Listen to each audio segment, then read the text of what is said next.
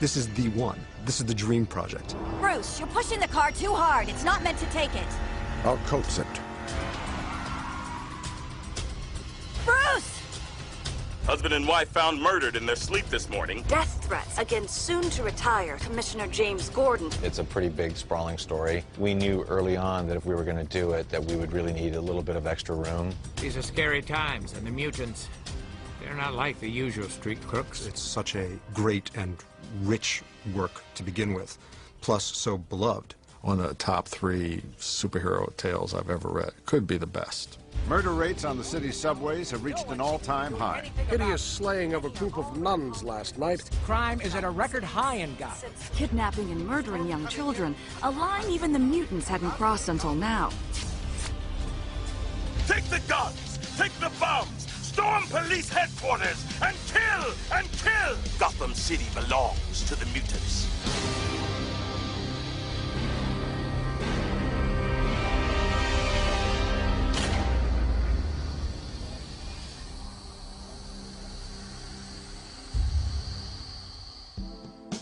The book came out in '86. I was 10. It just blew my mind totally. Like, I've never seen a reimagining of a superhero like that. Dark Knight specifically influenced every single Batman that has come since. The Dark Knight Returns, we've separated into 2 parts. We have a part 1 and we have a part 2.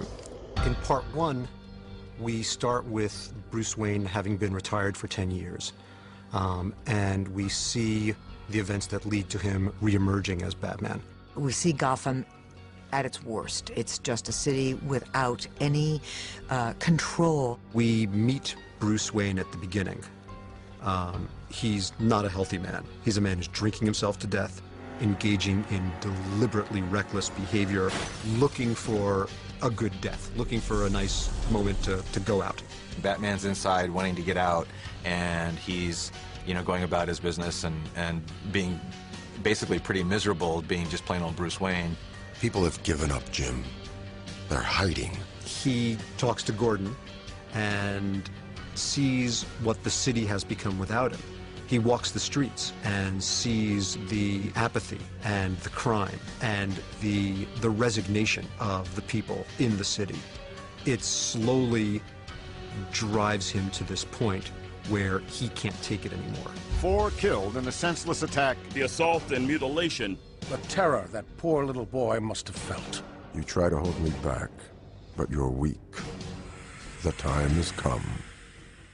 The last straw, the moment where the twig snaps, is Harvey Dent disappearing from Arkham. The one-time district attorney, later known as Two-Face, immediately evaded supervision upon his release earlier today from the Arkham home. Two-Face, supposedly is cured. His face is fixed. But inside, he's still Two-Face. He's still got this uncontrollable rage. What? I played along as I could, while you and the docs had your joke. You can fix Harvey's face, but you can't fix what was inside. And once the bad side of Harvey came out, it stayed on top. At least both sides match now, right? Look at me and have your laugh. Gotham itself has kind of regressed and been taken over by this gang called the Mutants. Now my mutant army is coming to storm Gotham City. They are rioting and looting, and they're absolutely in control of the city. Slice and dice. Show 'em we're nasty. The mutant leader represents a more primal kind of evil than Batman has seen before. Face me, fool, and I will kill you. I will show you who ruled Gotham City.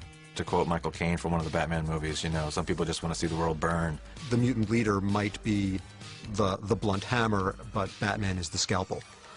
Batman is fighting with precision. You don't get it, son. This isn't a mud hole. It's an operating table. And I'm the surgeon. Simultaneously, there's this young girl, Carrie. She's just a kid, but she happens to take on the persona of Robin. What's your name? Carrie Kelly. Robin. Some of the images in the comic and some of the ideas in the comic, I think, were designed deliberately to shock. The female Robin was startling in its day. She looked different. She had this inviting punk look. In a situation where the Batman, who really isn't in shape, needs help, she steps in and saves his life. She's perfect, smart, brave.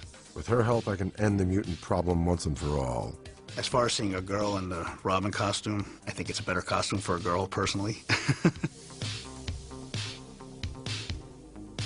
This book, among its many layers of what was great about it, wasn't just groundbreaking in terms of the story and the handling of Batman, which it completely blew that apart, but even its style, even the layout of the book and the handling of panels. In the comic book, a lot of times, in the middle of an action sequence, they would just cut to, you know, a newscast or a news broadcast, or cut to a man on the street being interviewed. Batman, I think he's A-okay. He's kicking all the right butts, beating the heads that need beating. You know what I mean? I like to see him show up for my landlord next. News is so important in these stories. The news, the press, it's all so trashy. It's all about the violence of what's going on. Hideous slaying of a group of nuns last night, the latest in a brutal crime spree attributed to the Mutant Gang. In this particular world that exists, there is no good news. It's all bad, and that's all they're reporting on. And it's all sensationalism. And I'm afraid we are going toward that in our own world right now.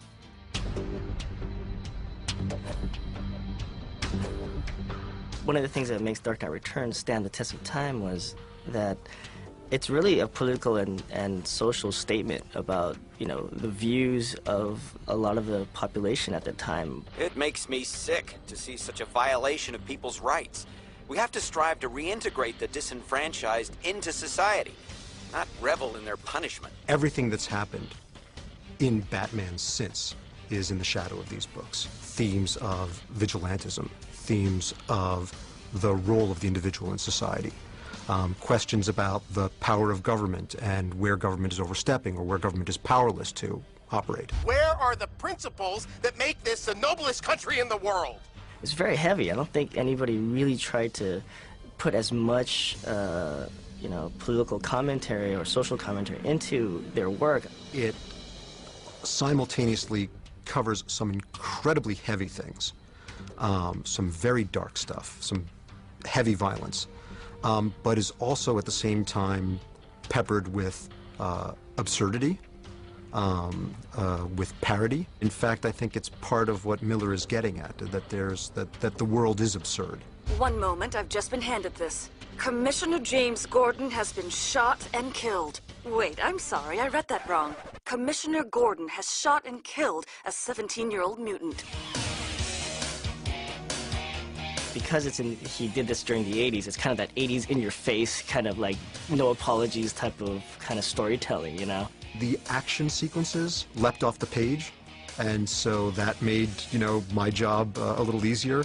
I had to find ways to maybe, you know, fill in the spaces a little bit, but there were great set pieces already here. The palette is very muted. If there's one thing that Frank doesn't do, there's no bright colors. I mean, Gotham is dirty, it's grungy, it's a lot of grays. It's sketchier than what DC Comics looked like at the time. I wanted to make sure that it looked like the comic book as much as possible. From the character designs to the props, it all looked like it was in that Frank Miller style. I keep a list, a wish list of actors that I want to work with. And I'm very happy to say that for this project, I was able to sort of check off a couple of actors that I was able to get where their schedules worked, there was the right piece for them, the right role, and it all came together. And one of them is Peter Weller, who's just this remarkable actor. Two-Face has already moved on. He was smart enough to know I'd track him. You weren't. Batman starts off as a grouch, and he's cranky that he's aging, he's cranky that he's lost friends, he's cranky that people have died on him, but you'll stay scared, won't you, punk? Someone that I've admired for years and years is an actor named David Selby. That rattled around in my head for days. Gordon is getting ready to retire. Gordon is older than many of the different ways we've portrayed him, so David Selby was a beautiful choice. No, I came to say goodbye. Jim's on the verge of retiring. He's out of this. But I suspect that it's very, you know, retirement's much more difficult for him. This is our neighborhood. our homes. We're better than this. To have a female Robin is such an interesting twist on the story. And casting it was difficult because it had to be a kid who was kind of tough and street smart, and yet some kind of vulnerability that we care about her well-being. Boss, I'm trying to get the plan here. I mean, you gonna die tonight or what? Carrie is the new Robin, and Batman sort of takes her under his wing and mentors her, and since he's like the older superhero, he's teaching her kind of the ways of how to be cool and be Robin and, you know, be a superhero. Ugh, reality check, Michelle, it was definitely a man.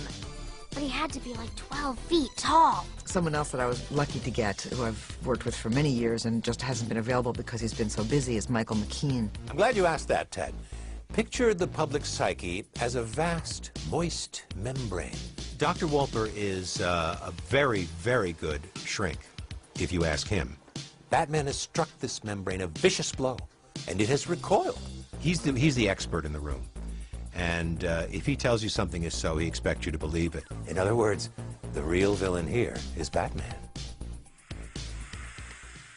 The Dark Knight Returns had such an amazing impact, not just on the world of comics, but beyond the world of comics. There's so much to this project. It was so important historically in comics. You know, it made the bestseller list. It was getting reviewed in like Rolling Stone magazine. It's such a rich literary work. I mean, it really is. It has the complexity of a novel.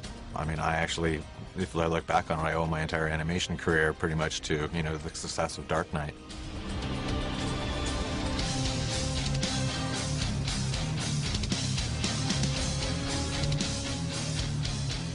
Because of his re-emergence into this kind of world without superheroes, it also has a negative side. It brings back old rivalries, which you'll see in part 2.